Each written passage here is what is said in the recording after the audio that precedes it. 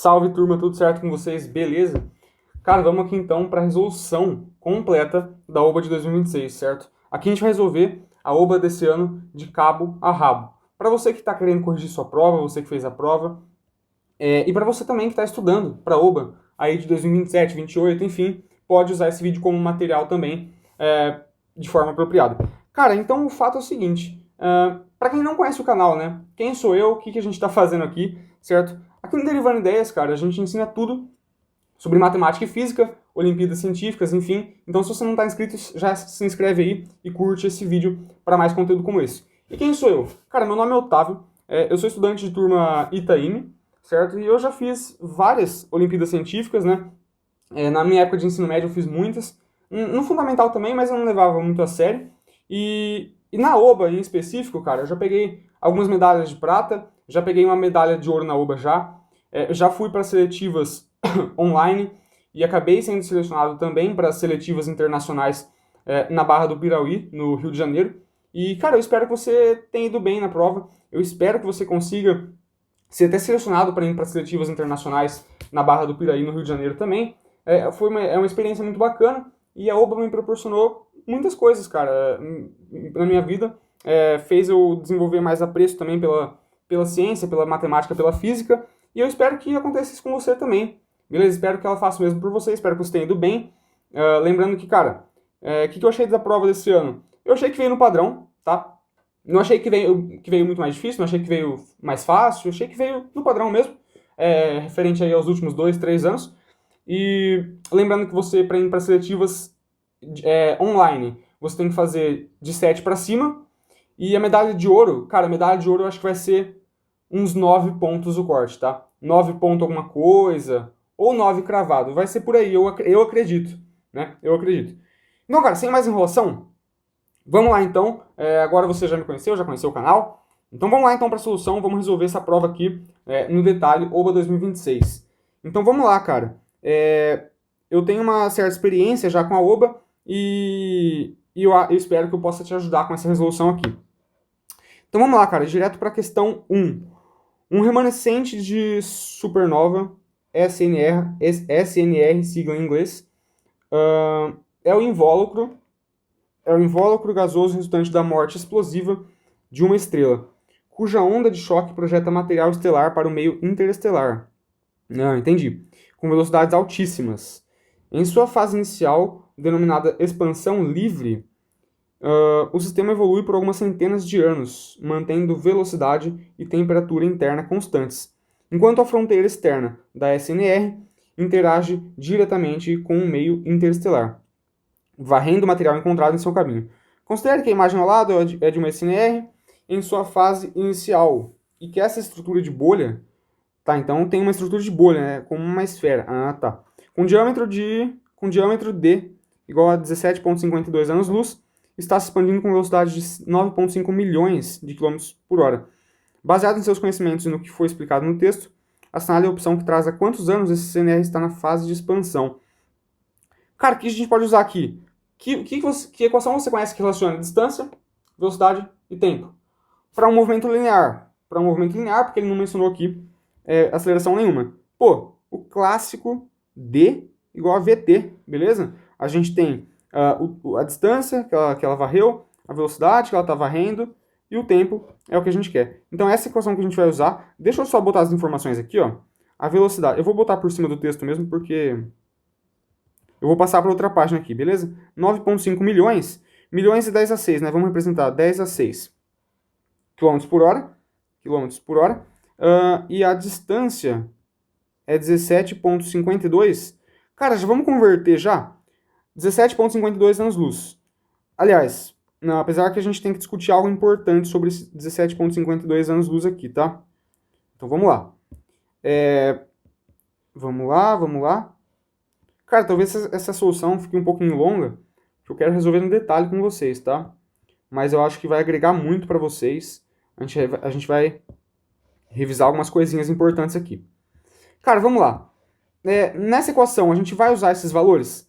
Não exatamente, tá? Não exatamente. Vamos lá, esse aqui é o diâmetro, mas o que a gente vai usar é o raio, que na verdade é metade disso. Por quê?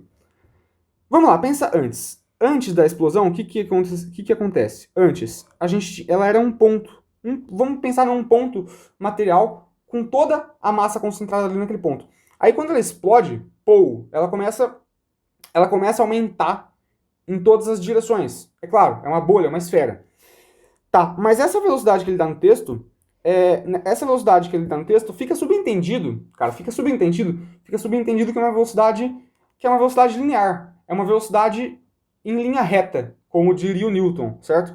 Então, a gente pode pensar que, tipo assim, por mais que ela esteja aumentando em todas as direções, p, na verdade, é como se a gente estivesse andando só para uma direção, e aí, então a gente está andando em uma direção só, tenta abstrair essa ideia, cara. A gente anda em uma direção. Aí a gente chega num determinado ponto, e aí desse ponto, que ele meio que varre a bolha, sacou? Não é exatamente isso que está acontecendo. Ele está expandindo para todos os lados ao mesmo tempo. Mas essa velocidade que ele dá no texto diz respeito a essa expansão linear. Então é como se eu estivesse expandindo em linha reta, em um raio, beleza? Porque esse aqui é o centro da esfera. Então a gente expande, e aí, ao redor desse ponto que a gente parou, a gente tem toda a fronteira externa, que eles chamam, né? Beleza. Então, cara, isso aqui diz respeito ao quê? Isso aqui diz respeito à velocidade, e essa velocidade está ligado ao raio. Isso aqui é o raio. Então ele tá crescendo sobre o raio, e essa velocidade diz respeito ao raio, tá?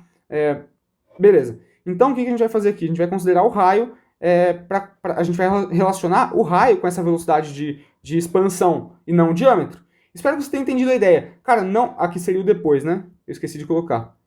Então, cara, eu sei que é abstrato, tá? Eu sei que não é uma ideia muito simples, não é uma ideia muito trivial, você tinha que ter essa interpretação, tá? Então vamos lá, vamos supor, cara, que é 17,5, tá? Metade disso aí vai dar 8,75, né? Então, 8,75, usando essa equação aqui, pode ser? Igual a velocidade, que é 9,5 vezes 10 a 6. Só que olha só, quilômetros por hora. Então o tempo vai ser dado em quê? Pô, eu estou usando horas aqui, o tempo que a gente vai tirar dessa equação vai estar em horas, beleza? Ah, tá, não vacila não. Então o tempo vai ser 8,75 sobre 9,5 vezes 10 a 6 horas. Tá, agora como a gente converte? Porque a gente quer a resposta em anos. Vamos lá. Conversão de unidades, bicho. Isso aqui é coisa básica. Eu não vou ficar perdendo muito tempo com isso aqui não, beleza? Se você quiser, tem aula de conversão de unidades no canal. Pode dar uma olhada em outras aulas aí do Derivando Ideias. Cara, hora é o quê? É só jogar uma regra de 3, tá? Caso você esqueceu disso aqui. Hora é 1 em 24 dias. Ah, tá. Então, por exemplo, uma hora é o quê?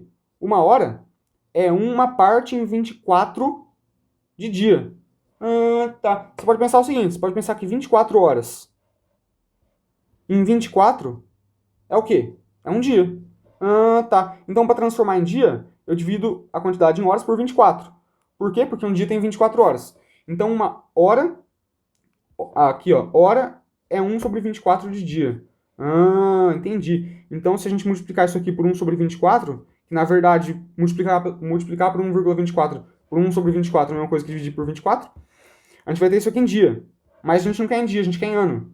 Então a gente divide por 365. Por quê? Por que por 365? Porque um dia é uma parte... Um dia é uma parte em 365.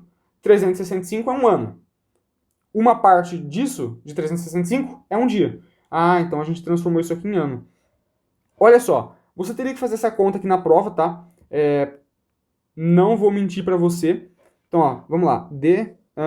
A gente dividiu já, né? Pegou o raio. A velocidade é isso aqui. Tá, faltou outra coisa, né? Peço até perdão para vocês. Aqui tá em anos-luz. Isso aqui é 8,75 anos-luz. E aqui, esse cara tá em quilômetro. Então a gente tem que transformar esse anos-luz aqui em quilômetro para ficar na mesma unidade. Perdão, tá? E aqui ele dá o dado, né? Um ano-luz é 9,5 vezes 10 a 12 km. Então, pô, Então, deixa eu marcar aqui. 9,5 vezes 10 a 12, é isso? É, né? Acabei de ver e já esqueci. Tá. Então, um ano-luz é isso aqui. Se a gente tem 8,75 anos-luz, a gente tem quantos quilômetros? A gente tem 8,75 vezes isso aqui. Ah, tá. Então, opa, perdão.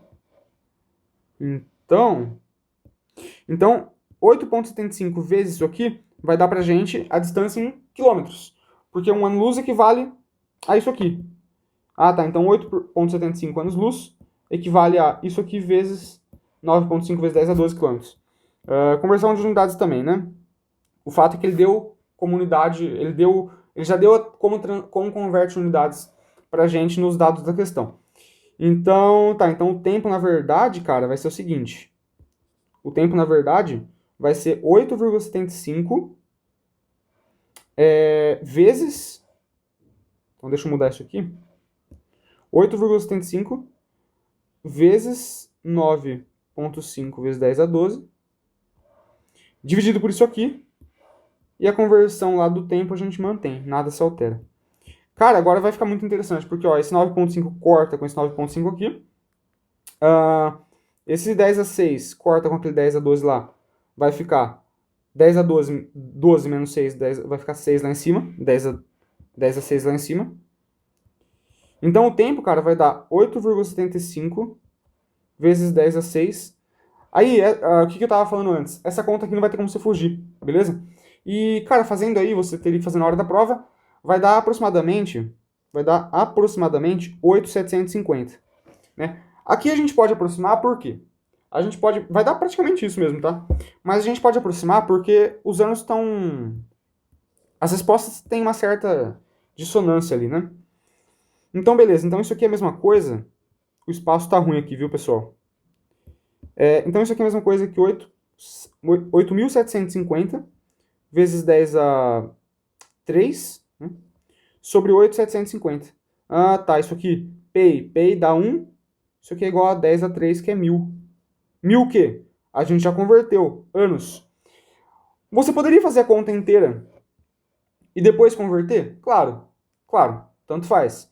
Eu já converti direto. Mas você poderia chegar aqui em horas, chegar nesse resultado em horas, e depois passar para ano tranquilamente, através de algumas regras de 3, enfim. Através dessa relação como a gente fez. O fato é a resposta, letra C, 1.000 anos. 1.000 anos. Beleza? Então era isso. Questão bem tranquila, né? Eu dei uma vacilada aqui na unidade. Espero que vocês não tenham vacilado com a unidade na hora da prova. Letra C, então. O desenho representa o esquema de um calendário solar indígena do hemisfério sul da Terra. Tá. É importante a gente saber que está no hemisfério sul. Deixa eu até grifar isso aqui. Hemisfério sul da Terra. Onde a sombra do obelisco marca o início de cada estação do ano, mas também o nascer e o ocaso do sol, indicando pelas linhas no chão numeradas de 1 a 6. Tá, beleza. Então aqui a gente tem um relógio de sol, né? Baseado no desenho e seus conhecimentos desse cenário. Tá, vamos ver então as afirmativas. Quando a sombra está sobre a linha 6, tá, então a sombra está aqui, ó. A sombra está em 6, então o que quer dizer? Quer dizer que o sol está em 3, beleza? Se a sombra está em 6, quer dizer que o sol está incidindo aqui, ó, no obelisco, né? E está projetando uma sombra ali em 6. Então o sol está em 3. Quando a sombra está sobre a linha 6, indica o pôr do sol. Indica o pôr do sol? Sim. Então vamos por partes. Indica o pôr do sol? Sim. Por quê? Porque o sol está aqui no oeste. Lembra que o sol nasce no leste, se põe no oeste. O sol está aqui no oeste, beleza, está se pondo. Agora, marca o início do inverno? Não, né? Por que não marca o início do inverno? Porque olha só, o sol ele está em 3.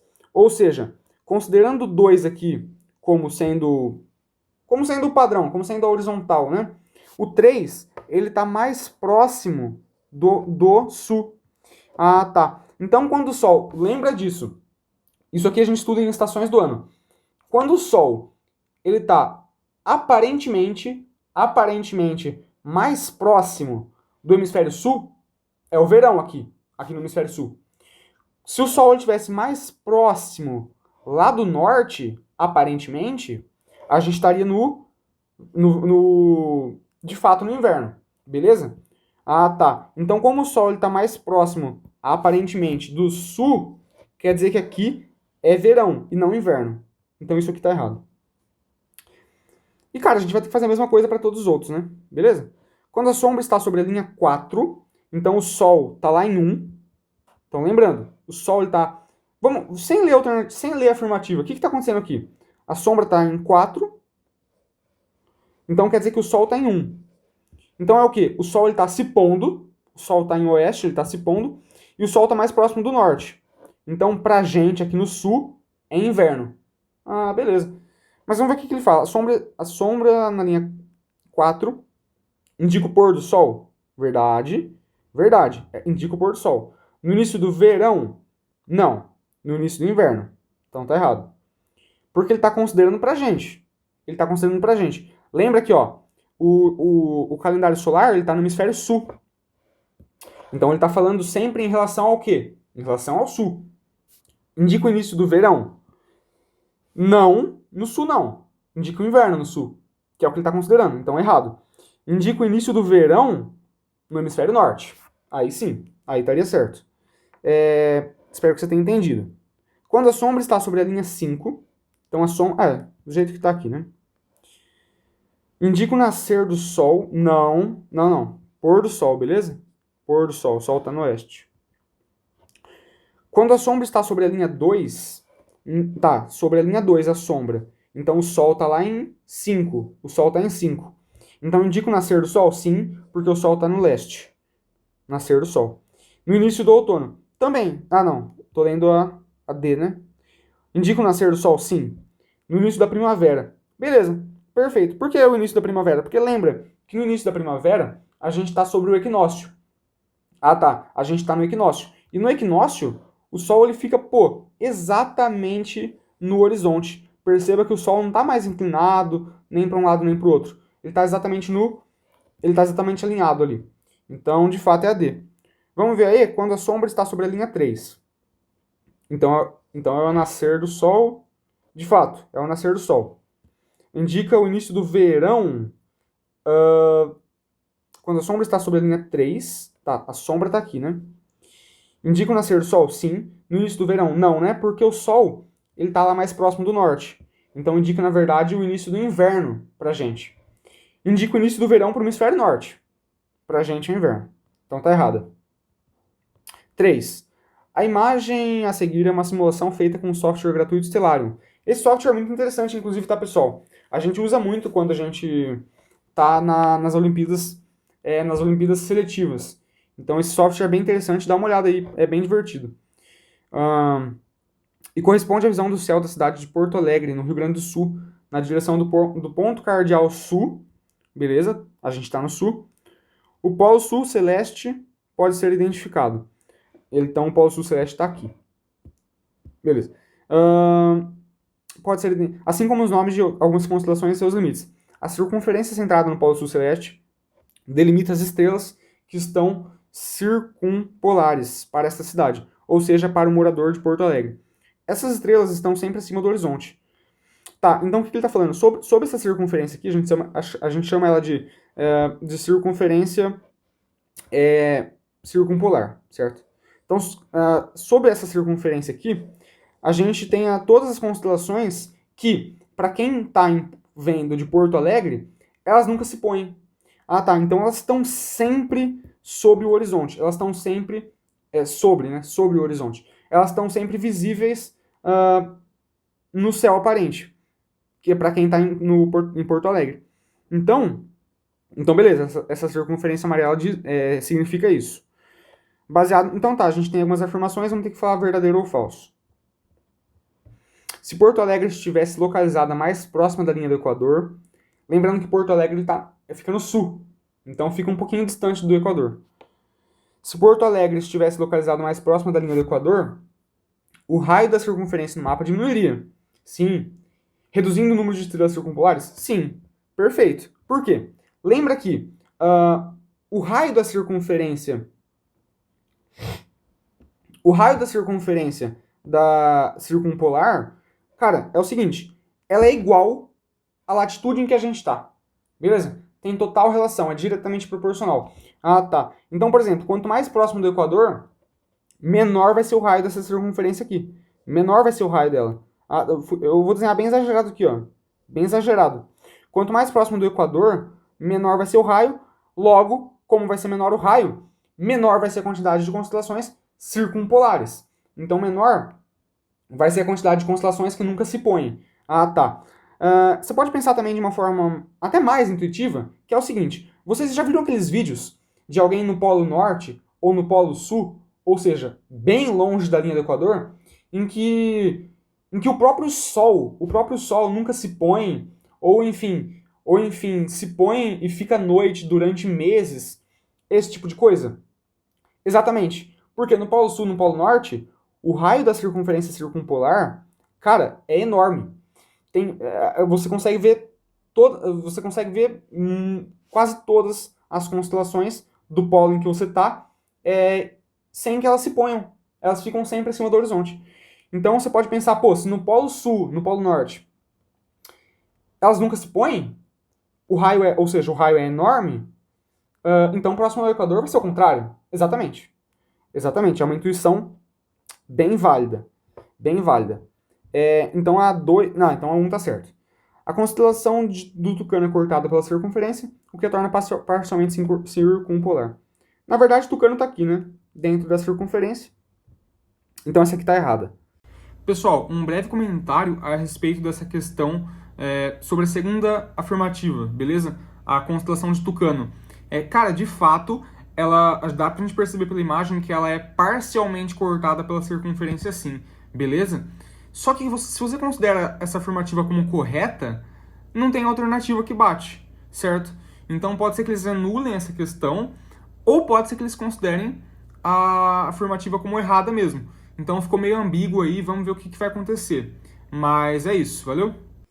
A constelação do Grou é visível no mapa, mas não é considerada circumpolar para Porto Alegre. Cara, errado, tá? Você pode procurar aí, a constelação do Grou não está representada nesse mapa. Olha só, se você sabe um pouco mais de astronomia, você saberia que a constelação do Grou, ela tá por aqui, tá? Ela tá por aqui. À direita é de Octante, ali entre Octante, Índio e Tucano. Mas, cara, ela não tá representada no mapa. Então é basicamente como se ela não tá ali. Ela não tá ali. A gente tem que considerar que ela não tá ali. Essa é a interpretação que eu tive.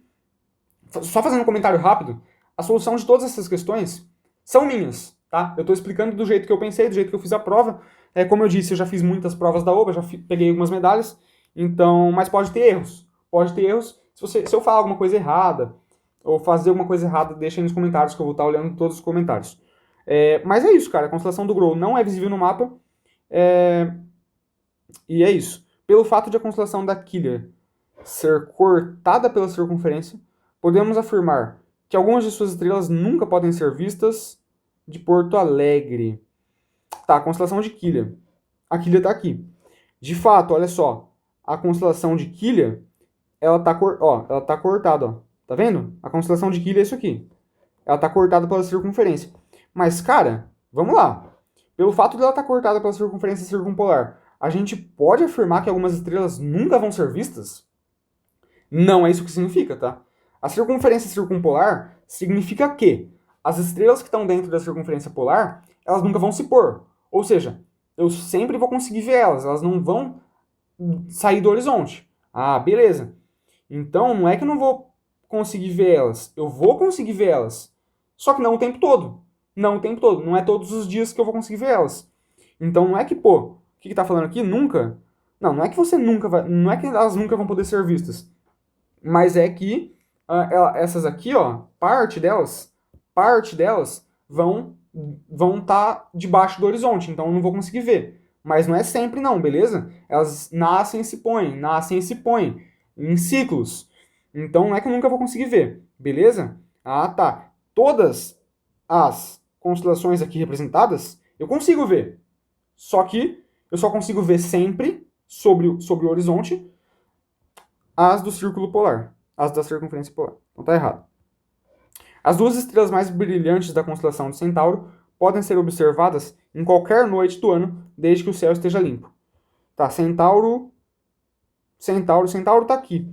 Ah, tá. Quais são as mais brilhantes? As mais... aqui, ó. Alpha Centauri tá aqui. Beta Centauri tá aqui. Elas estão dentro da circunferência circumpolar, beleza? Ah, tá. Então elas vão poder ser sempre vistas? Sim, beleza? Elas vão poder ser sempre vistas, elas não vão se pôr desde que o céu esteja limpo. Foi até bom ele colocar essa informação aqui para que não haja dúvida. Porque, é claro, se o céu estiver nublado, não vai ser possível ver. Letra C. Boa. A 4. Uma sonda interestelar viaja em linha reta do Sol em direção a uma estrela anã vermelha próxima do nosso sistema solar, localizada a uma distância de 5,2 anos-luz de nós. Sabemos que o brilho aparente B de uma estrela depende de sua luminosidade intrínseca e da distância D do observador à estrela, seguindo a lei. Tá, então o que ele está falando? O brilho aparente é dado por isso aqui, por essa fórmula simplificada. Então vamos lá. É fato que o brilho aparente, é bem intuitivo essa equação, na verdade. Quanto maior a luminosidade da estrela, maior vai ser o brilho que ela parece ter. E quanto mais longe ela estiver do observador, menos brilho ela vai ter, com a relação quadrática. Então, cara, é uma equação bem justa, né? Bem justa. Considere os seguintes dados. A luminosidade da estrela é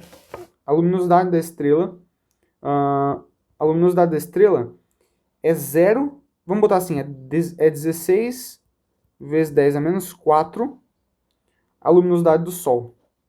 Ou seja, vamos botar LS. Então a luminosidade dessa estrela, ela é bem menos luminosa do que o Sol. Muito menos, na verdade. Ela é, 16 sobre 1000 a luminosidade do Sol. Tá. A distância, então ela é bem menos luminosa, é claro. O Sol é a principal estrela do nosso sistema, né? A distância entre as duas estrelas é 5,2 anos-luz. E as respostas estão todas em anos-luz, então a gente não vai precisar converter nada. Tá bom.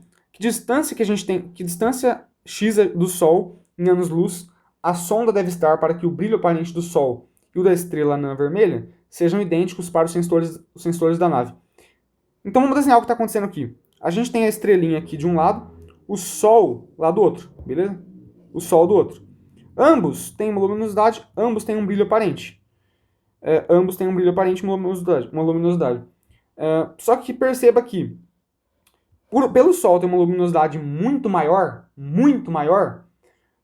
para minha sonda conseguir observar o mesmo brilho aparente, tanto do Sol quanto dessa estrela aqui, a gente vai ter que estar mais próximo de quem? Mais próximo da estrela, beleza? Ah, tá. Então, de forma que as coisas se compensem, percebe? Por exemplo, ela está mais longe do Sol. Mas o Sol é mais luminoso. Então essas coisas meio que vão se cancelar. E é isso que a gente quer saber. A gente quer saber essa distância aqui. Tá certo? Entendeu a ideia? Essa é a ideia. A gente quer achar o ponto em que essas coisas meio que se cancelam. A distância com a luminosidade de cada corpo. E aqui vamos chamar de Y, beleza? De Y e X. A distância que eu tô da estrela é Y, a distância que eu tô do Sol é X. Tá, então a gente tem que equacionar o quê? Vamos fazer o brilho da estrela. O brilho da estrela é o quê?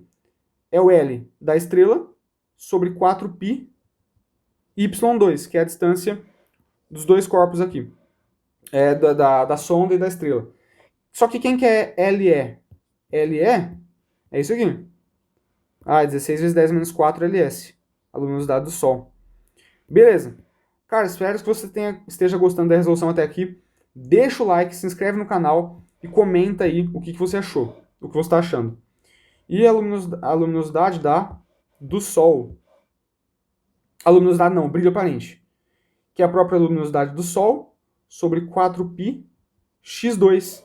E o que a gente quer que aconteça? A gente quer que aconteça que o brilho de ambas sejam aparentemente iguais para a nossa sonda. Pode ser ou não pode ser? Beleza ou não? Você concorda comigo? Comenta se você concorda comigo. Tá, então aqui que algumas coisas se cancelam. Multiplica os dois lados por 4π. Divide os dois lados por ls. X2 é igual a... calma. X2 é igual a y2 sobre 16 vezes 10 a menos 4. Tá certo? X2 vezes... Tá. Então, x2... Vamos tirar a raiz dos dois lados? X, raiz de y2, y, raiz de 16, 4, raiz de 10 a menos 4, 10 a menos 2. Rapaz. Só que vamos lá. Tem uma informação que a gente ainda não utilizou. Não sei se você percebeu. A distância entre elas. Vamos lá. Se a distância... Pô, tá ruim aqui, hein? Que espacinho, hein? Quem fez a prova impressa aí teve que se virar nos 30. Tá. Deixa eu tirar esses raios aqui. Se a distância entre as duas é 5,2, você concorda que y é o total menos a distância x? Rapaz, então y é o quê? 5,2 menos x. Y é tudo menos a distância x. Rapaz, então isso aqui é muito útil. É útil demais. É útil demais. Então, vamos lá. X é o quê? X é o que a gente quer. X é o que a gente quer. É y, que é o quê? 5,2 menos x sobre 4 vezes 10 a menos 2. Multiplica os dois lados por 4 vezes 10 a menos 2. Então, a gente vai ter 4 vezes 10 a menos 2x, né? 4 vezes 10 a menos 2, x. Não é isso? Tá. Soma x dos dois lados. Então, a gente vai ter x mais... Isso aqui é o quê? Isso aqui é 0,04x. Igual a 5,2. Então, 1,04x, concorda comigo? É igual a 5,2. Então, x é igual a 5,2 sobre 1,04, que é igual... Multiplica por 100 em cima e embaixo. Pô, não sei se vocês conseguem enxergar aqui, né? Tá bem pequeno, agora que eu parei para pensar. 520 sobre 104. Perdão aí, viu, pessoal? Às vezes eu perco a noção do espaço aqui, mesmo já tendo dado muitas aulas para vocês. Tá bom. Então, cara... Então, beleza. Então, 520 sobre 104. Isso aí dá o quê? Isso aí dá 5. Beleza? 5 o quê? Anos-luz. Rapaz. Então, ó, deixa eu dar uma... Aqui. Então, letra A, beleza? 5 anos-luz. Se quiser dar uma revisada aí na conta, ó. Agora tá mais perto para vocês verem. Cara, então é isso. Letra A aí, beleza? 5 anos-luz. Questão bem tranquila também. Você só tinha que ter essa interpretação aqui do desenho. Cara, isso é uma dica que eu deixo pra vocês, tá? Sempre tenta desenhar os problemas quando tem uma certa geometria envolvida. Desenha mesmo. Sem medo. Então, questão 5. Essa foto aqui, ela ficou um pouco ruim, tá, pessoal? Mas releva aí a qualidade, né? Mas dá pra ler. A cratera Santos Dumont, uma homenagem ao inventor brasileiro Alberto Santos Dumont, inventor do avião, certo? É uma pequena cratera de impacto lunar com diâmetro D de 8,1 km. Então tá aqui na imagem, né? Santos Dumont essa cratera aqui. De 8,1 km, localizada na margem leste do Mare Imbrium. E a aproximadamente 54 km do local de pouso da missão Apollo 15. Bem próximo até. Imagine que o fundo do seu olho funciona como uma tela de um celular cheia de pixels, que são pequenas células sensíveis à luz. O que chamamos de resolução é a nossa capacidade de ver dois pontos próximos como objetos separados em vez de um único ponto.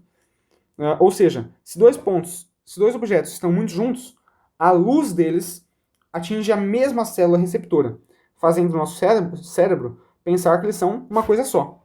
Em termos angulares, se dois pontos estão a menos... Isso aqui é importante, tá? Se dois pontos estão a menos de 1 minuto de arco, eles são vistos como um só. E é por isso que no quintal da sua casa, sem um telescópio, você não consegue ver a cratera Santos Dumont. Agora, considere a tripulação de Artemis II se aproximando da Lua e um astronauta olhando para a Lua pela escotilha. Tá, assinale a opção que traz a distância mínima que a cápsula precisaria estar da superfície da Lua para que a cratera pudesse ser distinguível como algo a mais que um simples ponto. Tá, ou seja, tá. Dica, vamos lá, então o que ele quer? Ele quer que a gente diga a distância mínima que o astronauta tem que estar da superfície lunar para que ele consiga perceber que, de fato, a cratera tem um diâmetro e tal, conseguir separar ela não apenas como um ponto. Dica: use a aproximação de pequenos ângulos, que relaciona o tamanho linear de um objeto, neste caso o diâmetro da cratera, a distância até ele, S. Então essa é a distância do astronauta até a cratera. E o seu tamanho angular, θ, onde θ é medido em radianos. Dado 1 minuto de arco é igual a 3 vezes 10 a menos 4. Cara, então ele já até deu de mão beijada pra gente aí. Pode ser ou não? Tá, então é só substituir? É só substituir, mas vamos entender. Vamos entender o que está acontecendo. D é o quê? 8,1 quilômetros, né? 8,1 quilômetros. Tá, S é o S. S é o quê? S é o que a gente quer descobrir, que é a distância mínima que o astronauta tem que estar da superfície lunar. E θ é o ângulo, é o tamanho angular, certo? Vamos lá, cara. Vamos lá. Então pensa comigo. Se dois pontos, se os pontos eles estão a menos de 1 minuto de arco, então se dois pontos, se eles estão a menos de 1 minuto de arco, eles são vistos como uma coisa só. Ou seja, para eu conseguir enxergar a coisa comum, para eu conseguir enxergar a coisa de forma a conseguir distinguir ela, a conseguir identificar o tamanho dela e tal, eu tenho que estar a mais de 1 minuto de arco. Eu tenho que estar a mais de 1 minuto de arco para conseguir distinguir. Tá bom. Mas ele quer o quê? Ele quer saber a distância mínima que eu tenho que estar da cratera. Se eu quero saber a distância mínima, eu quero saber o ângulo máximo. Eu vou usar o ângulo máximo. Tá. Então, para eu conseguir enxergar, eu tenho que estar a mais de 1 minuto de arco. Mas a exatamente 1 minuto de arco. A exatamente 1 minuto de arco. É o máximo, é o limite que eu ainda consigo enxergar. Entendeu? Então, quando a gente usa aqui exatamente 1 minuto de arco, a gente vai descobrir o quê? A distância mínima. Eu estou usando o limite que eu consigo enxergar, e isso vai me dar, é claro, então a distância mínima que eu tenho que estar de lá. Entendeu? É por isso que a gente pode só substituir aqui. Então vai dar 8,1 é igual a S. Vamos já isolar o S. S é igual a 8,1 sobre θ. Então a gente vai usar 1 minuto de arco. Só que 1 minuto de arco é o quê? 1 minuto de arco ele deu aqui, ó, 3 vezes 10 a menos 4 radianos. Tudo bem.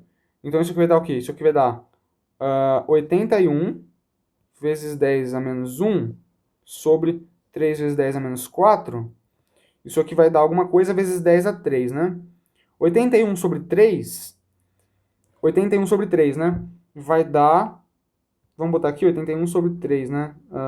3 vezes 2, dá 27, perfeito. Dá 27. Vezes 10a menos 1 mais 4, 3, 27 mil o quê?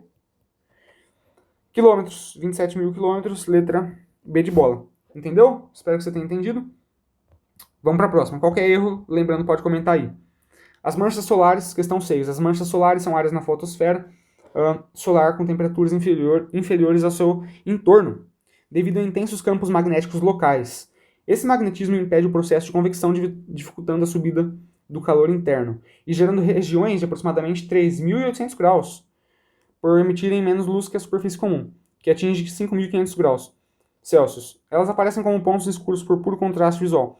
Então essas manchas solares elas causam uma diminuição da temperatura local. Aqui, pô, uma superfície comum tem 5.500 graus Celsius. Uma superfície com essa mancha, 3.800 graus Celsius, que ainda é muito quente pra gente, mas é bem menos quente do que o normal. Ao longo dos anos, os astrônomos perceberam que o número de manchas solares atingia um número máximo solar. Depois de um tempo, esse número ia diminuindo, até desaparecerem completamente da superfície do Sol, mínimo solar, para depois voltarem a aparecer e crescer em número. Este fenômeno foi chamado de ciclo solar e tem em média duração de 11 anos. Então é um ciclo mesmo, né? A gente tem máximo solar, mínimo solar, máximo solar, mínimo solar. É uma função periódica, né? Se você se lembra aí. Monitorar os ciclos solares é fundamental para prever o clima espacial e proteger a infraestrutura tecnológica terrestre. Durante o máximo solar, explosões podem danificar componentes de satélites, interromper sinais de GPS e sobrecarregar redes de energia elétrica. Além disso, esse acompanhamento garante a segurança de astronautas, permitindo planejar missões fora de períodos de emissão de radiação solar. Então, pô, esse ciclo solar, cara, ele envolve muito mais do que parece. Pô, ele afeta GPS, ele afeta redes elétricas, ele afeta missões espaciais. Então, por isso que é tão importante a gente analisar ele, a gente fazer esse, como que é, esse tracking, né? Fazer o acompanhamento. O gráfico a seguir traz em detalhe a contagem de manchas solares dos últimos 5 ciclos solares, do ciclo 21 ao atual ciclo 25. A pequena barra na parte inferior do gráfico mostra todos os ciclos solares completos desde o ciclo 1. Coisa, hein? É coisa. Até o ciclo 25. Lembra que cada ciclo tem o quê? 11 anos. E podemos ver que a contagem de manchas não é constante ao longo dos ciclos, podendo ter ciclos com muitas manchas, ciclos com poucas manchas. Então, por mais que seja uma função periódica, máximo, mínimo, ela não é perfeita. Ela não é perfeita. Então, pô, a natureza geralmente nunca é perfeita, certo? Beleza? Então a gente vai ter ciclos.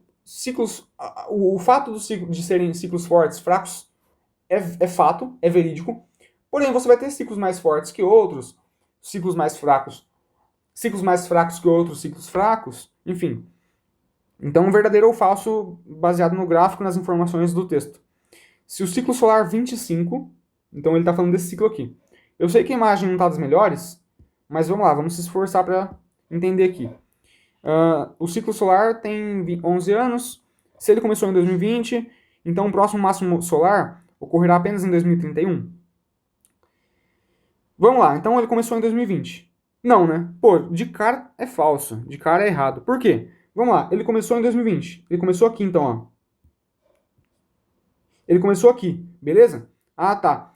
Em 2020, a gente tinha o quê? Em 2020 a gente tinha um período de mancha mínimo. A gente tinha um período de manchas solares mínimo. Ah, tá. Então daqui a 11 anos, mais ou menos aqui, ó, que tá até um pouquinho fora do gráfico, né? A gente vai ter o quê? Vai ter mínimo de novo, beleza? Porque completou um ciclo completo. Ah, tá. A cada ciclo, a tendência é manter o estado atual, o estado daquele determinado ponto que eu peguei. Então, se eu estou considerando 2020 e eu vou andar um ciclo 2031, nada mudou, pô. Eu andei exatamente um ciclo. Se em 2020 estava mínimo, em 2031, que é o tempo de um ciclo, vai continuar mínimo. Vai estar mínimo, pulou para o mínimo. O máximo estaria aqui no meio. Para ser máximo, eu teria que ter pego, tipo assim, aqui, ó, 2025. Então, claramente, essa aqui claramente está errada, beleza? Ah, tá. Em 2020 estava mínimo, então o próximo... Então, daqui a 11 anos, não vai ser máximo solar, não. O gráfico demonstra que o Sol alterna obrigatoriamente entre um ciclo forte e um ciclo fraco a cada 22 anos. De novo, não, né? Por quê? Olha só, vamos pegar, por exemplo, 1980. Daqui 22 anos, eu vou estar mais ou menos aqui, ó, em 1900 e pouquinho, né?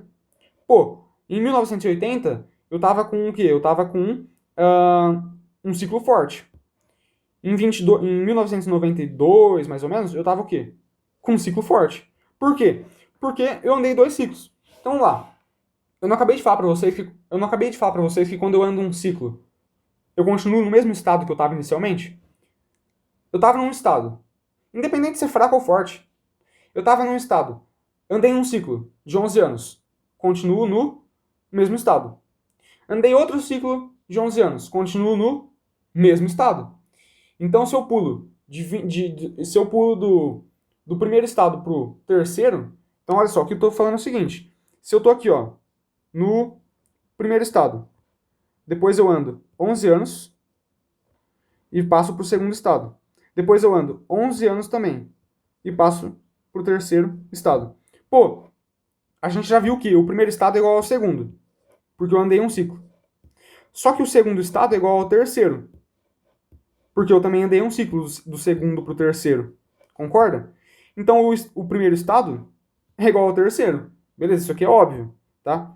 Perfeito, espero que você tenha compreendido a ideia. Então, de fato, vai ficar alternando entre a cada ciclo ou a cada 2 ciclos, tanto faz. Ele vai ficar alternando entre forte e fraco? Não. Se ele estiver forte, ele vai estar forte. Se ele estava fraco, ele vai estar fraco. Então tá errado também. Por causa dessa manutenção periódica a cada ciclo. Analisando o ciclo solar. Porque o que é um ciclo, né? É o tempo. O ciclo é o quê?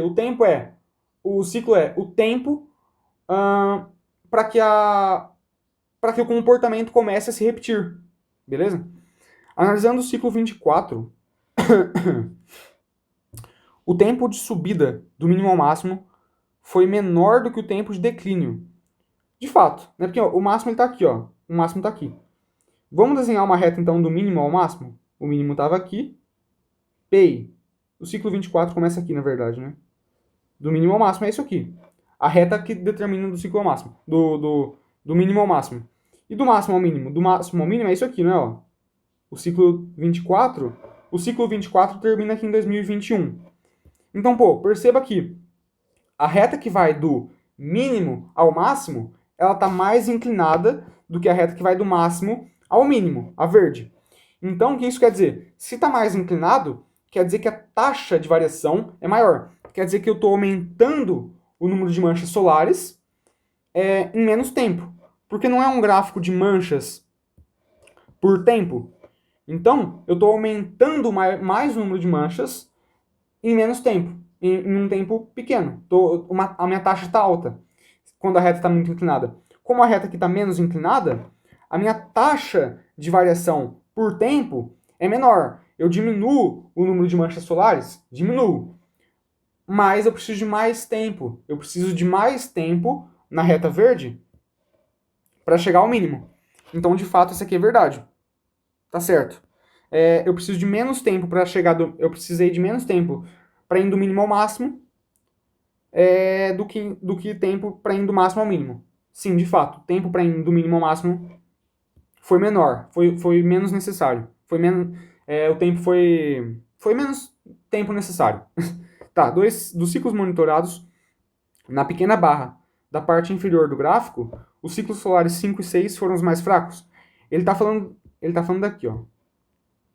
Ele tá falando desses ciclos aqui, certo? Dos ciclos históricos. De fato, né, aqui, ó, os 5 e o 6 seriam esses dois aqui, né? Então, de fato, tá mais fraco. São os mais fracos, de fato. Calma lá, o que ele fala? Foram os mais fracos? Foram, né? Aqui, ó. Esse aqui é parecido até, mas ainda assim é mais forte, um pouquinho mais forte. Esse aqui é semelhante, mas é... De fato, cara, foram os mais fortes, sim, tá? Foram os mais fracos, perdão. Foram os mais fracos. O Sol tem sido monitorado quanto ao número de manchas solares desde antes de 1800. De fato, né? É até meio loucura isso aqui, mas ó, eu sei que tá ruim de enxergar, mas aqui tá escrito 1800, tá? Eu acho que na prova impressa e no PDF oficial vai estar melhor. Mas 1800 é aqui. E a gente tem ciclos registrados aqui, ó, desde antes. Esses ciclos aqui todos são de antes de 1800. Então tá certo. Ou você poderia também fazer o cálculo, né? Por quê? Porque a gente já analisou até agora, a humanidade já analisou até agora, 25 ciclos.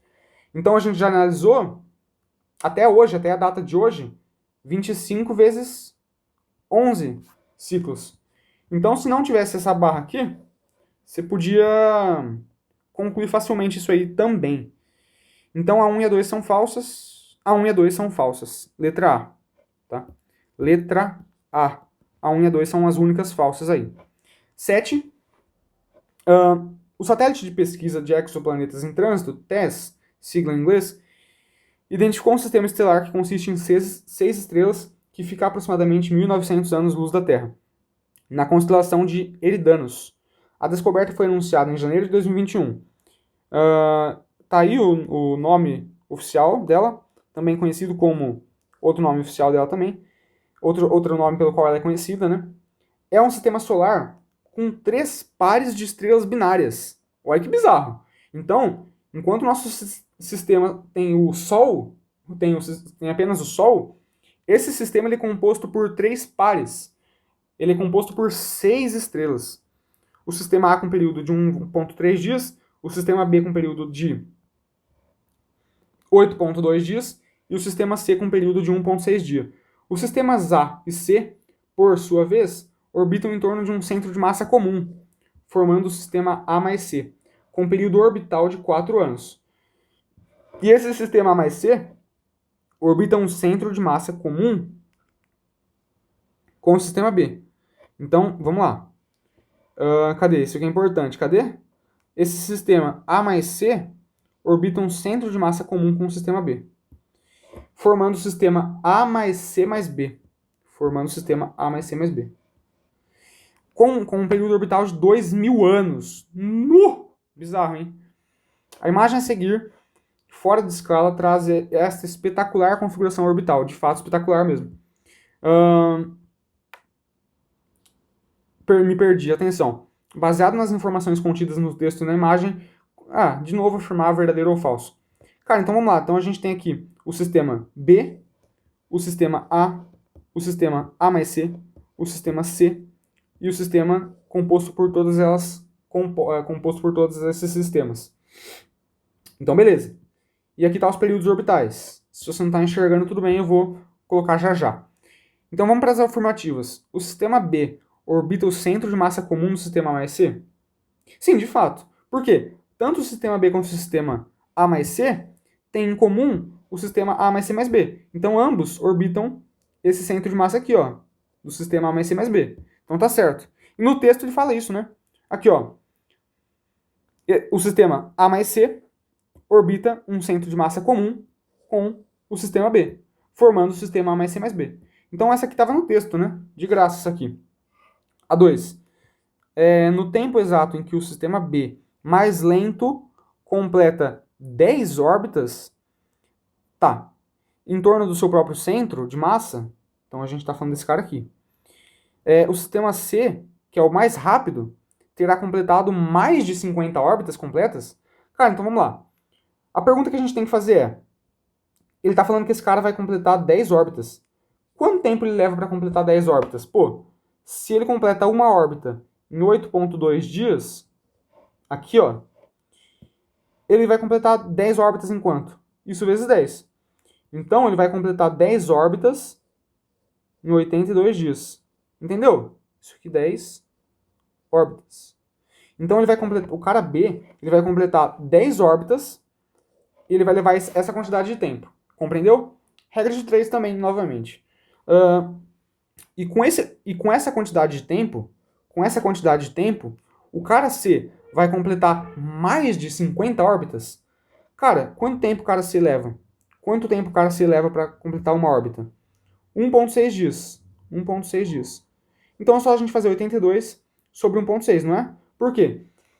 Ele leva 8,6 dias para fazer uma órbita.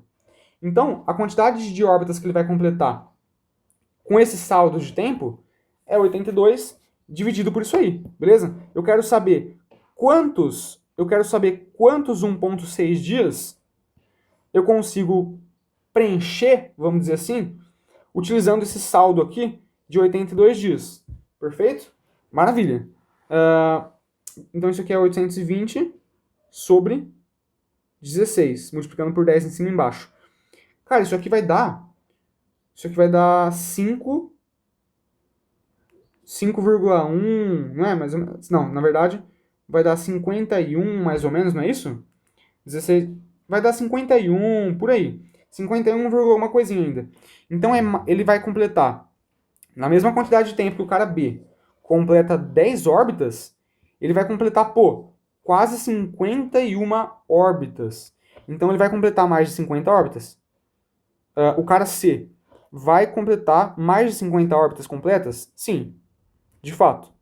Legal, né? Compreendido? A terceira. Considerando um ano terrestre padrão de 365 dias, o par de estrelas do sistema A realiza menos de 1.000 voltas.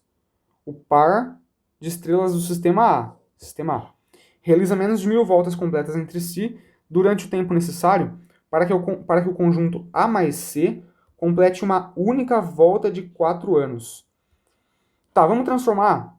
Então vamos lá, o sistema A mais C, ele leva 4 anos para completar uma volta. Então vamos perguntar o seguinte.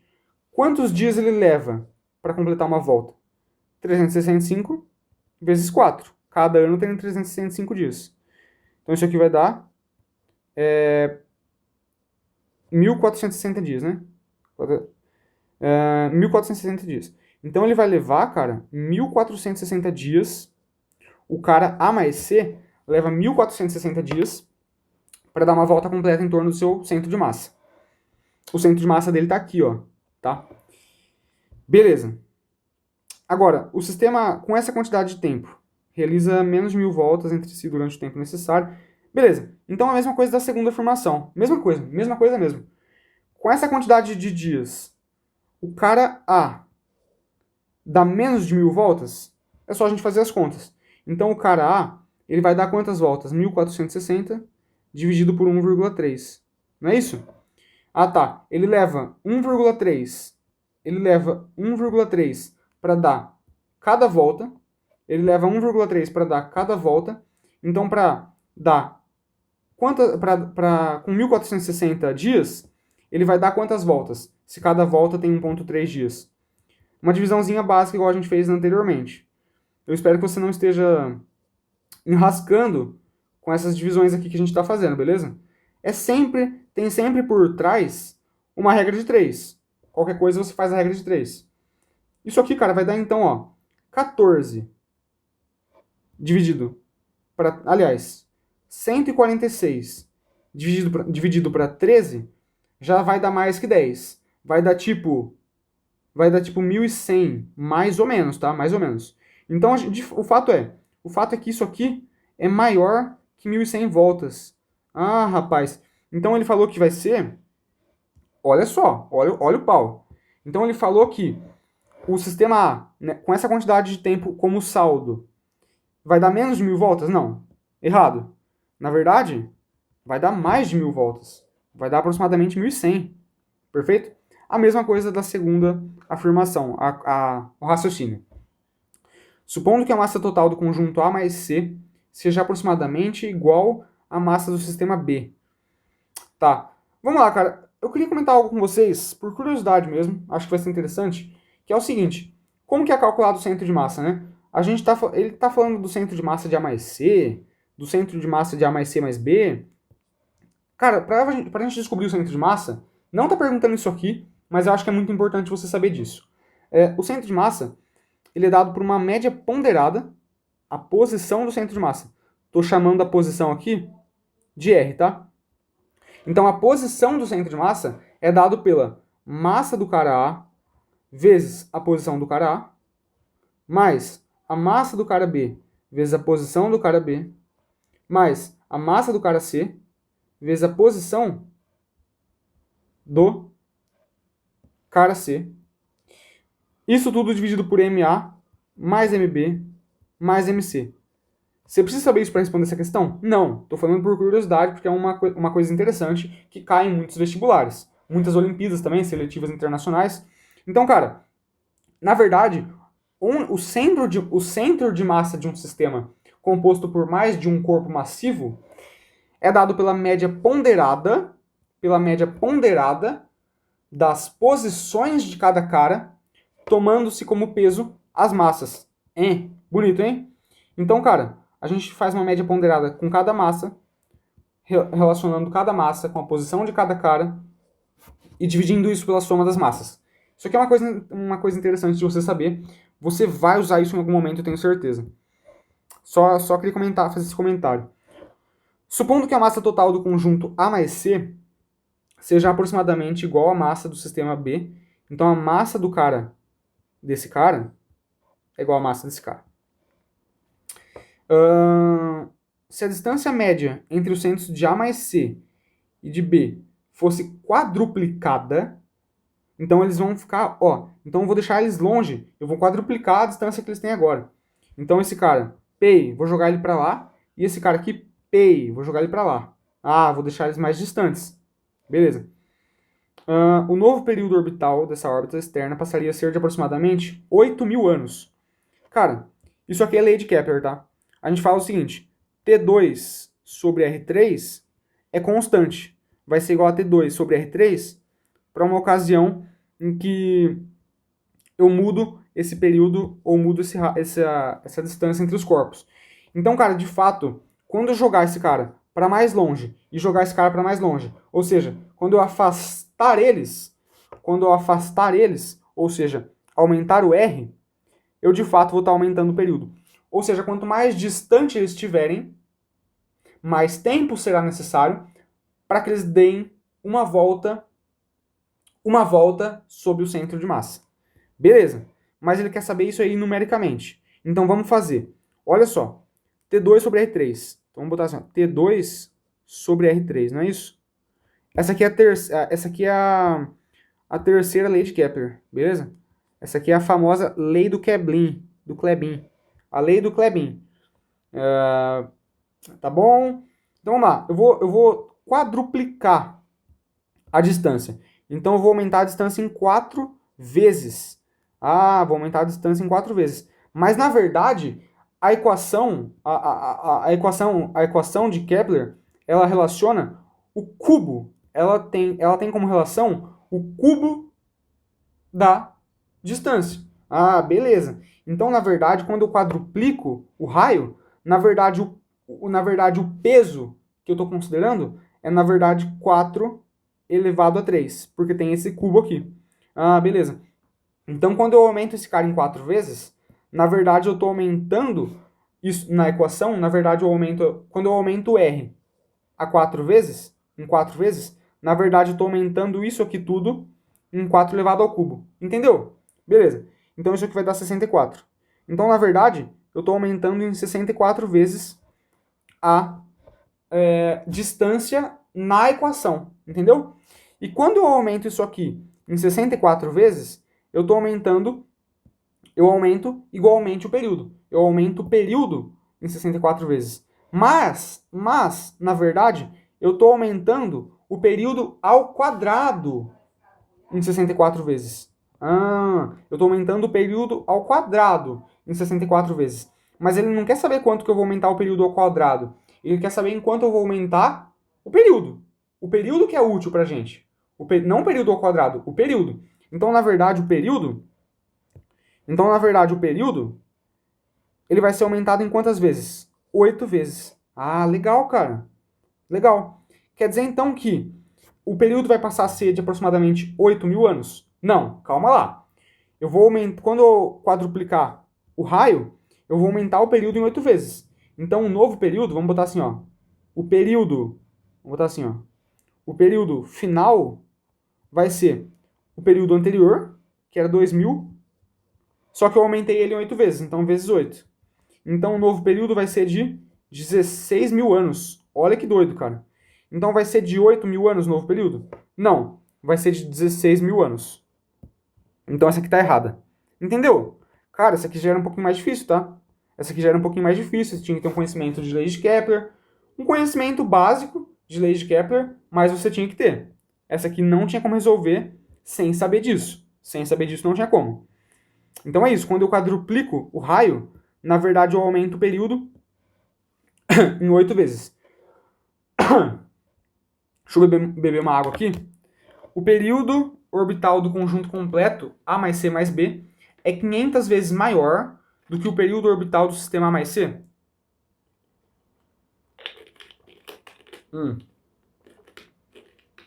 Cara, multiplica o período do sistema A mais C por 500 e vê o que acontece. Qual que é o período do sistema A mais C? 4 anos.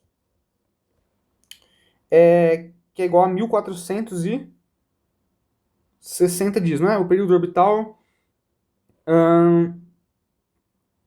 Não, calma lá, ele tá falando do A mais C mais B, né?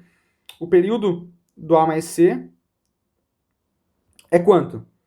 Do A mais C é 4 anos. Tá certo? Não, tá certo. 4 anos. Então, cara, pega o período do sistema A mais C e multiplica por 500. Tá. Multiplicando isso aqui por 500, eu vou ter quanto? Vamos fazer assim, ó. 4 vezes 500, eu vou ter 2.000 anos. 2.000 anos. Então, o que ele fala? o período do sistema A mais C é 500 vezes maior do que o período do sistema A mais C. De fato. Por quê? Porque, vamos lá, deixa eu apagar isso aqui. Quando a gente multiplica o período do cara A mais C, que é 4 anos, por 500, a gente chega no período do cara A mais C mais B. Então, de fato, o período do cara A mais C mais B é 500 vezes o período do cara A mais C. De fato, entendeu? Aqui, ó, peguei o período do cara mais C, multipliquei ele por 500, cheguei no mesmo período do cara A mais C mais B. Então, de fato, esse período aqui do cara A mais C mais B é 500 vezes maior, é 500 vezes o período do cara A mais C, do cara A mais C. Então, CC e EC. CC e EC letra A. Tranquilo? Cara, essa aqui foi um pouquinho mais pesada, hein? Essa aqui foi um pouquinho mais pesada. Se tiver alguma dúvida, deixa nos comentários que eu vou estar respondendo tudo. Espero que vocês estejam gostando até aqui. 8. A missão Artemis 2, que levou... Agora começa as questões de astronáutica, né? Lembrando que o padrão da OBA é o quê? 7 questões de astronomia e 3 questões de astronáutica. A missão Artemis 2, que levou a tripulação para orbitar a Lua, não tinha um só foguete, mas sim 3 foguetes combinados no primeiro estágio. O conjunto recebeu o nome de Sistema de Lançamento Espacial, ou em inglês, Space Launch System. Alright? O foguete SLS da missão Artemis 2 utiliza 2 tipos diferentes de propulsão na decolagem. Então a gente usa 2 tipos de combustíveis diferentes. Primeiro, nas laterais estão os 2 foguetes de propelente sólido SRBs. Estes foguetes são similares aos foguetes de propulsão sólida da OBA-FOG. Cara, a OBA-FOG é muito legal, né, cara? Comentem aí se vocês fizeram a OBA-FOG e quantos metros o foguete de vocês chegou. Os quais, uma vez ligados, só desligam quando termina o propelente. Então, de fato, né, quando você liga lá o seu foguete na OBA-FOG, cara, você não tem como controlar, você não tem como acelerar ou desacelerar ele. Ele vai até acabar o combustível. Depois da ignição já era. Os quais, uma vez ligados, segundo, no centro, eles só desligam quando termina o propelente. Segundo, aí é o segundo sistema, né? O segundo sistema, no centro estão os motores RS-25, de combustível líquido. Os RS-25, de combustível líquido. Estes motores são versáteis, pois são como o acelerador de um carro. Ou seja, você pode acelerar, você pode pisar, desacelerar, tirando o pé, aliviando. Então, esses motores RS-25, que utilizam combustível líquido e não sólido, eles são mais versáteis, você consegue controlar eles, certo? Na nave. Verdadeiro ou falso de novo, né? Os motores de combustível líquido fornecem a maior parte do empuxo na hora da decolagem, sendo impossíveis de serem desligados após a ignição? Errado, né? Opa! Errado, certo? Os motores de combustível líquido, na verdade, eles podem sim ser controlados após a ignição. Os motores RS-25, né? Na verdade, ele trocou as bolas aqui, para fazer a gente se confundir.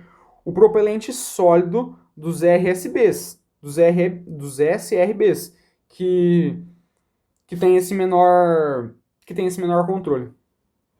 Os foguetes de combustível sólido, SRBs, são conhecidos por sua alta eficiência e pela facilidade de controlar a potência do empuxo durante o voo, permitindo acelerar ou desacelerar o foguete conforme a necessidade. Errado também.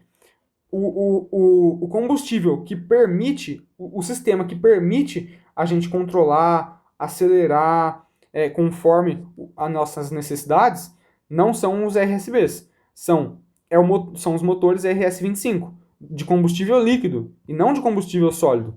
Tá errado também. Ele trocou aí, percebe? Uma vantagem dos motores de combustível líquido, como os do estágio central do SLS, é que eles podem ser controlados. Sim, ter sua potência ajustada e até serem desligados em casos de emergência, ao contrário dos motores sólidos. Certo? Pô, basicamente o que a gente conversou até agora e leu ali. O combustível sólido utilizado nos RSBs é composto por uma mistura de hidrogênio líquido e oxigênio líquido, que deve ser mantido em temperaturas extremamente baixas? Não, tá? Vamos lá. O combustível, na verdade, hidrogênio líquido e oxigênio líquido é a composição do combustível líquido, do combustível utilizado nos motores RS-25, tá? Não no combustível, não como combustível sólido nos RSBs. Já começa aí. E, cara, o combustível sólido, ele é composto por uma espécie de borracha, certo? Ele é uma mistura ali de alumínio em pó e clorato, hiperclorato, se eu não me engano. Não lembro ao certo, tá? Mas ele é uma mistura de fato sólida e não uma mistura líquida, beleza? Isso aqui nem faz muito sentido se você parar pra pensar. Então, errado, tá? Não é essa a composição do combustível sólido. Tanto os motores sólidos quanto os líquidos do SLS funcionam sem necessidade de oxigênio, pois no espaço não existe ar para manter a combustão. Cara, vamos lá. Tem muita coisa acontecendo aqui, ele está tentando confundir a gente. Ó, vamos por partes. Os motores líquidos e os sólidos, eles precisam sim de oxigênio para funcionar, tá? Para decolar. Cara, vamos lá. Isso aqui é um motor a combustão. O que a gente precisa mesmo para realizar uma combustão? Lembra lá, a gente precisa de calor, a gente precisa de combustível, que é o que vai queimar, e a gente precisa de comburente, que é um oxidante, geralmente o oxigênio. Então a gente precisa de oxigênio, precisa de um combustível, que são as substâncias ali do combustível mesmo, e de calor. Perfeito. Então, cara, a gente de fato precisa de um oxidante, geralmente o oxigênio. Senão, não há combustão. E é um motor a combustão. Já está errado aí. Então, precisa sim de oxigênio. Mais uma pergunta que você poderia fazer é: pô, de fato, se no espaço não existe ar, não tem oxigênio, como que a nave pega impulso no vácuo, né? No espaço? Bom, cara, basicamente você tem o seguinte: quando você está lá no espaço, não tem oxigênio nenhum lá. Você tem aqui a nave, né? Você tem aqui a nave, beleza? Você tem lá a nave, certo? E o que acontece? A nave, ela tem uma câmara de combustão interna lá dentro. E nessa câmara de combustão, acontece a combustão lá dentro, onde sim tem oxigênio, eles carregam oxigênio, e lá acontece a combustão desse combustível líquido aqui, hidrogênio líquido com oxigênio líquido, e lá então a Terra está aqui, ó, beleza? Aqui a gente já está fora da Terra, onde não tem mais oxigênio. E eles fazem essa combustão interna lá dentro da câmara de combustão, e isso vai gerar gases, isso vai gerar muitos gases residuais.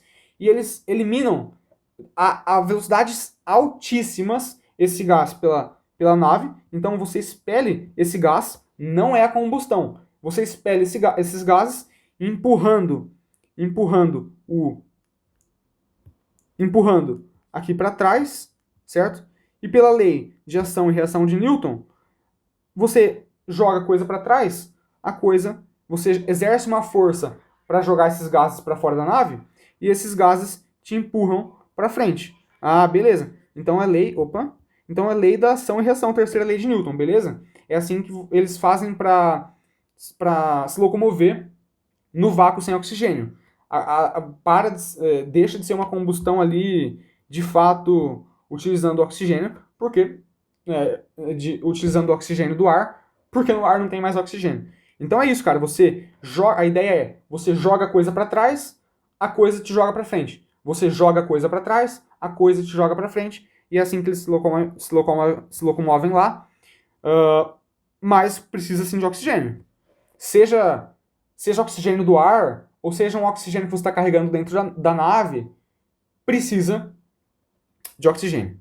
EEC, EED. Tá 9 então?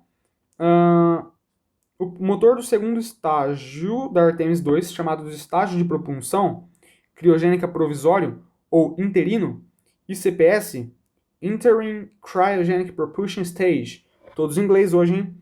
Utiliza um único motor. Ele é o grande responsável pela manobra de injeção translunar, que tira a nave da órbita da Terra e a arremessa em direção à Lua. Ah, tá. Então é esse motor que é responsável pela troca de órbita. Então vamos lá. A gente tem aqui a Terra, né? A gente tem aqui a Terra. A Terra está aqui. A Terra está aqui. Ela tem uma certa órbita, beleza? E aí, a Lua está aqui, ó. A Lua está aqui e ela tem a órbita dela também. Então ele está falando que esse motor é responsável por quê? Vamos supor que a gente decolou, a gente está aqui. Aí a gente está indo aqui, ó. A gente está seguindo o baile da órbita da Terra. Chegou aqui, então a gente veio andando aqui. Chegou aqui, a gente vai ejetar para cá, ó. Vai ejetar para cá, se locomovendo em direção à órbita da Lua. E daqui, se locomovendo da órbita da Terra, a gente vai se transferir até a órbita da Lua. E aí a gente vai chegar aqui e vai entrar em órbita com a Lua. Deixa eu dar um gole d'água aqui que tá complicado, cara. Beleza. Então, tranquilo, né? Cadê minha água? Injeção translunar que tira a nave da órbita da Terra e a arremessa em direção à Lua. Este motor é projetado para ligar e desligar várias vezes no vácuo, o que é essencial para ajustar a trajetória exata da missão Artemis 2. Então, cara, você vai ligando e desligando para ir ajeitando a órbita, beleza?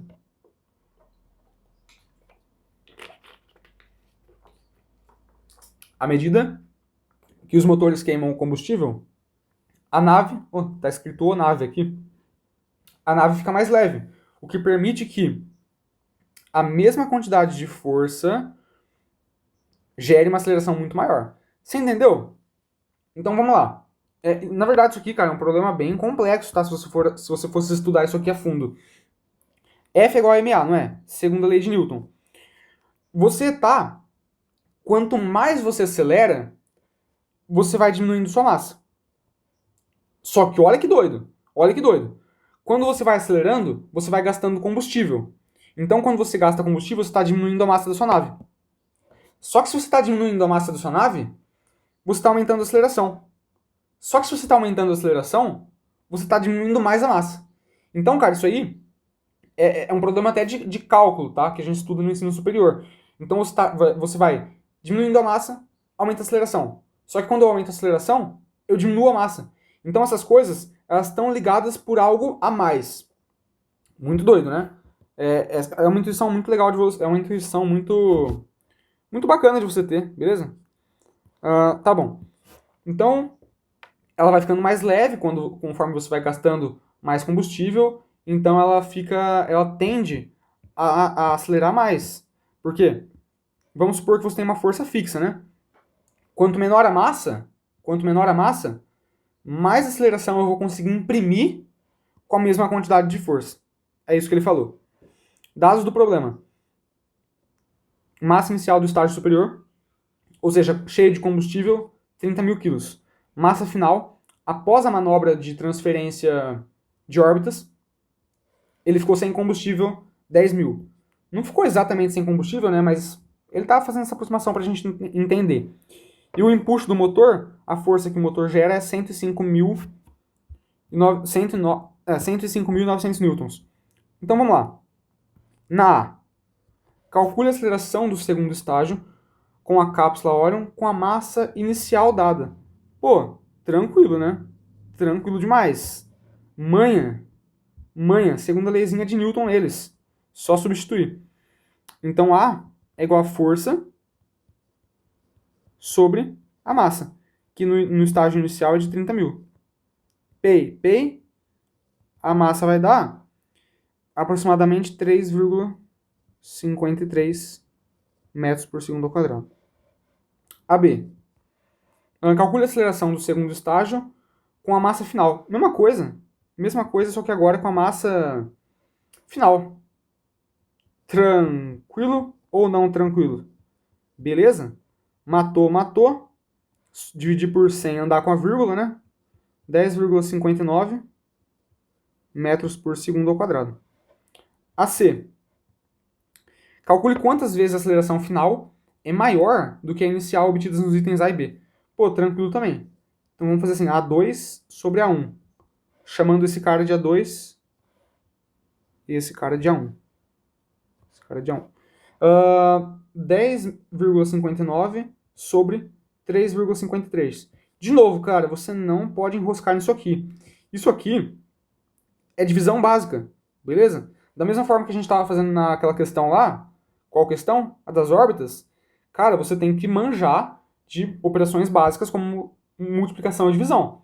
Qualquer coisa, vai aí no curso de matemática básica que a gente tem aqui no canal, que pode ser muito útil para você, tá? Muita gente tem orgulho, pensa, matemática básica, já sei, já. Cara, isso aqui tem que ser muito natural para você, tá? Vai lá no curso de matemática básica que tem aqui no canal. O que isso está querendo dizer? Pô, A2 sobre A1. Quantas vezes o A1 cabe no A2? Ou seja, quantas vezes o A2 é maior que o A1? Que é isso que ele está perguntando. Isso aqui dá 3. 3 o quê? Não tem unidade, né? 3 vezes. Letra B de bola. Maravilha? Então é isso, cara. Eu não quero que você enrosque em coisa básica. 10. Vamos lá então, cara. Essa questão é muito interessante. Eu acho que essa aqui, eu diria que é a questão mais difícil da OBA de 2026, tá? Assim, não é uma questão, nossa, muito difícil, tá? Não é uma questão muito difícil. Só que da prova, eu acho que essa aqui foi a questão que você mais tinha que ter um certo conhecimento. Eu acho que foi a questão mais complicadinha assim, tá? Tá, assim, beleza. Vamos lá. Vocês vão entender qual que é a ideia por trás dessa questão. O movimento do foguete de garrafa PET, lançado de forma oblíqua, é a composição do movimento retilíneo e uniforme na horizontal e do movimento retilíneo uniformemente variado, MRUV, na vertical. E as equações básicas do MRU e do MRUV são dadas pelas 4 equações abaixo. Supondo o eixo Y apontado para cima, as quais são suficientes para resolver qualquer problema de movimento balístico sem a resistência do ar, tá dado aí algumas equações, cara, todas essas equações advêm da cinemática, tá? Não vou ficar perdendo tempo aqui. São equações que você já devia conhecer, mas ele deu de mão beijada aí para você. Onde V0 é a velocidade com que o foguete é lançado. Então, V0 é a velocidade com que ele foi lançado obliquamente. Θ é o ângulo em relação ao solo no qual o foguete foi lançado. Então, ele foi lançado a 45 graus em relação à horizontal. A aceleração do local é 10. Vx e Vy são as componentes horizontal e vertical, respectivamente, num instante t qualquer. Vox e Voy são as velocidades horizontal e vertical no instante inicial do lançamento. Então tudo bem, tudo muito intuitivo aqui, tá? Isso aqui era para ser natural para você, beleza? No ponto mais alto do movimento do foguete, quando lançado em qualquer ângulo em relação ao solo, exceto no ângulo igual a zero, a componente do vetor velocidade na vertical é zero. Ah, tá. Então quando a gente chega na altura máxima, a componente vertical da velocidade é zero. Aqui, ó, ele vai falar, né? No topo da parábola, a componente do vetor velocidade na vertical é zero. Então Vy é igual a zero no topo da parábola, ou seja, na altura máxima. Considere que um foguete de garrafa PET foi lançado com velocidade inicial de 80 metros por segundo. Assinale a alternativa que contém os valores do alcance máximo e a altura máxima atingida pelo foguete nesta ordem. Considere cosseno de 45, seno de 45 igual a 0,7, g igual a 10, ele falou de novo. Calcule o tempo de subida. Isso aqui é uma sugestão. Beleza. Então vamos lá. Cara, seguinte, vou até resolver isso aqui em outra página. Eu vou desenhar aqui o que está acontecendo. Vamos supor, então a gente tem aqui, ó, a superfície, a gente tem aqui o foguete, tá? A gente tem aqui o foguete, vou desenhar ele como um corpo esférico, mas enfim, é um foguete, tá? E aqui a gente tem a vertical e a horizontal, beleza? A horizontal, tá certo? Calma, a horizontal, beleza? Ele está considerando aqui, ó, P, Y por X, não é? Tá bom, ele está considerando Y por X aí, beleza. Então vamos lá. O que acontece? Ele foi lançado com uma velocidade inicial aqui, ó, de P 80 80 o quê? 80 metros por segundo.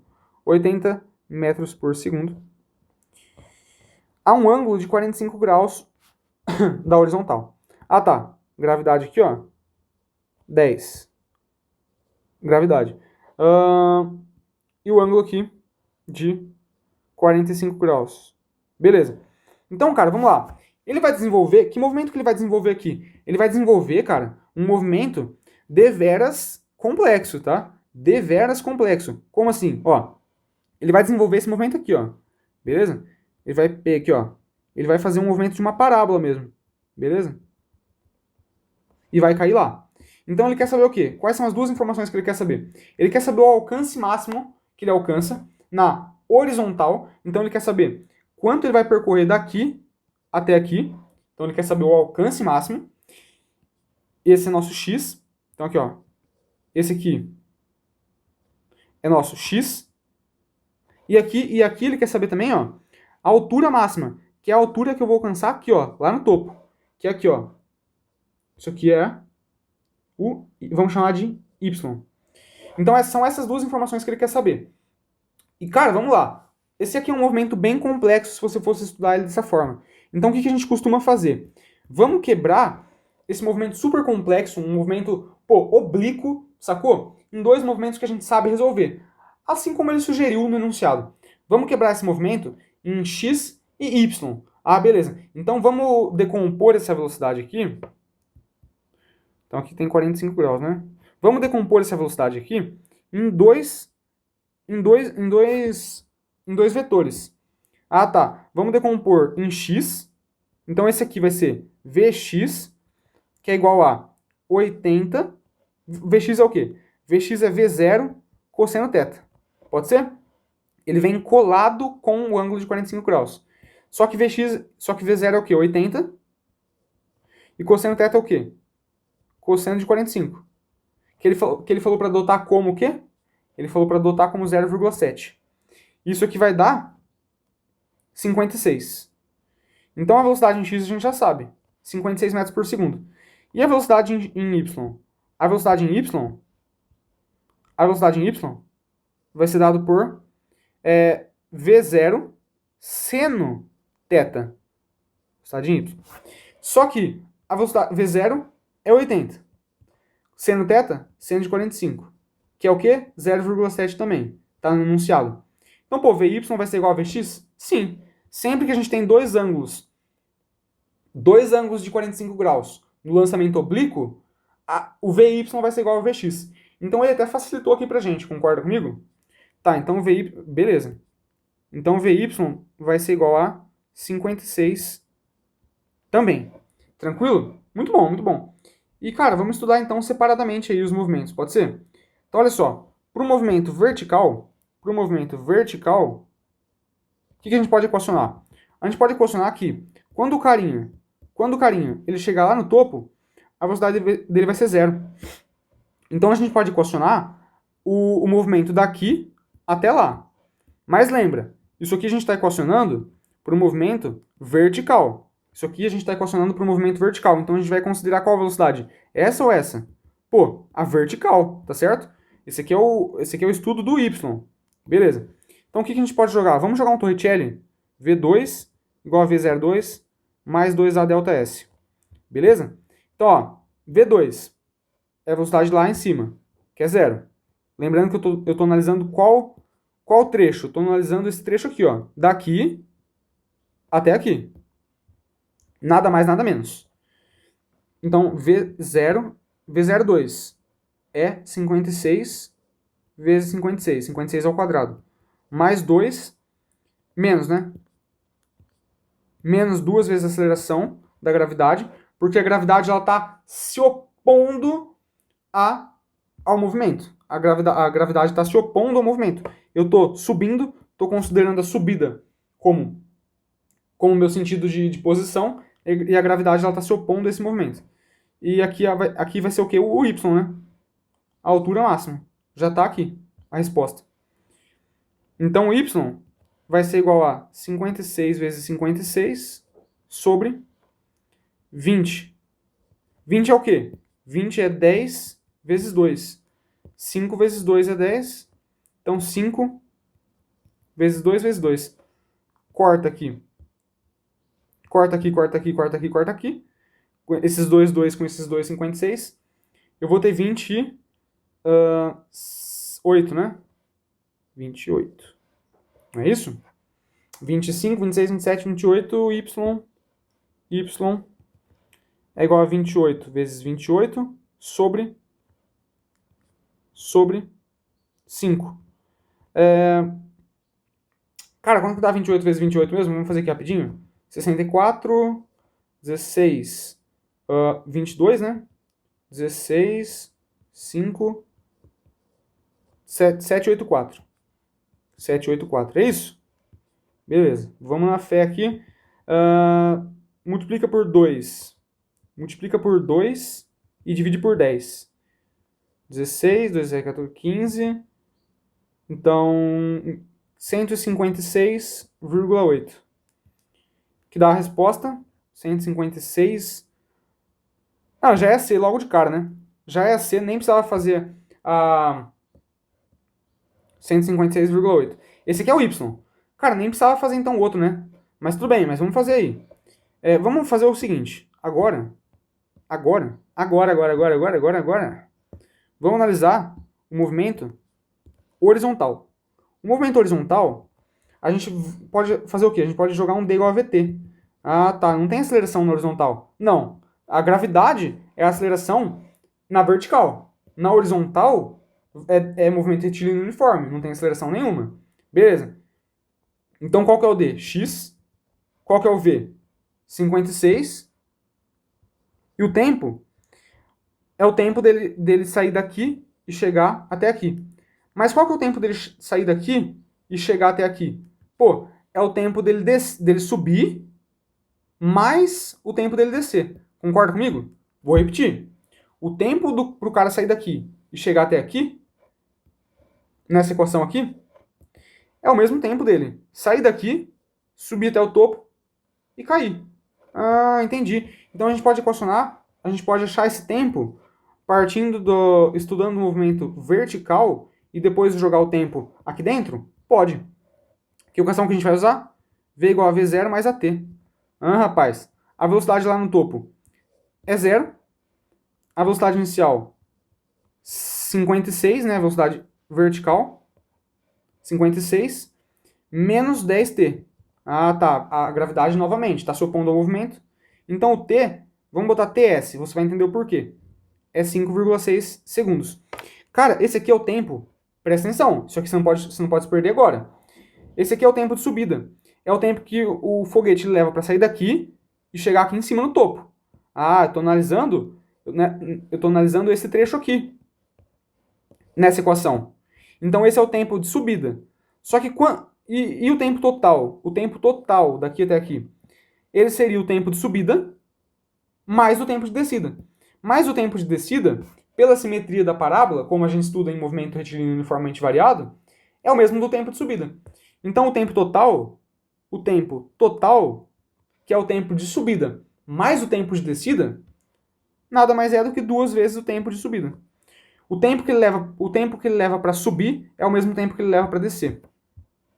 Então o tempo, na verdade, o tempo total de subida mais de descida, vai ser 11,2, não é isso? Então a gente pode jogar o tempo lá na outra equação. 56 vezes 11,2. Isso aí, cara, vou até dar uma roubada aqui, vocês me perdoem. 627,2. 627,2. O quê? É metros? Metros, exatamente. Então, cara, esse foguete foi bem longe aí, beleza? O meu alcançou menos na época que eu fiz o foguete lá no ensino médio. E, cara, é isso, tá? Esse aqui é o X. Opa. Vamos dar uma desaumentadas. Então, esse aqui é o X. Esse aqui é o Y. Tá aí as duas informações que ele queria. Então é isso. Sempre para um movimento oblíquo, a gente quebra esse movimento super complexo em 2 movimentos simples que a gente consegue trabalhar. Um movimento horizontal, MRUV, MRU, e um movimento vertical, MRUV. Então é isso, cara. Essa eu acho que foi a questão mais assim complicadinha da OBA de 2026. Espero que vocês tenham gostado. Espero que vocês tenham gostado de toda a resolução desse ano aqui no canal. Acompanha, se inscreve aí, deixa o like nesse vídeo. Comenta o que você achou. Lembrando que essa resolução é minha. Se você achou algum erro, se eu falei alguma coisa errada, se eu cometi algum equívoco, deixa aí, deixa eu saber. Deixa eu saber, eu vou estar lendo todos os comentários. Espero que vocês tenham gostado. Vai estar aparecendo aqui um vídeo para vocês, aqui ou aqui. E de verdade, boa sorte, cara. Espero que vocês tenham mandado muito bem nessa prova. Não estava difícil, mas eu sei que muitas vezes você, na hora do nervosismo ali, acaba vacilando, acaba interpretando alguma coisa errada. E é isso, cara. Mas eu desejo boa sorte para vocês. Boa sorte para quem vai aí para seletivas internacionais. É uma experiência muito bacana. E é isso, cara. É isso que eu tinha para dizer. Valeu, Derivando Ideias. Até mais.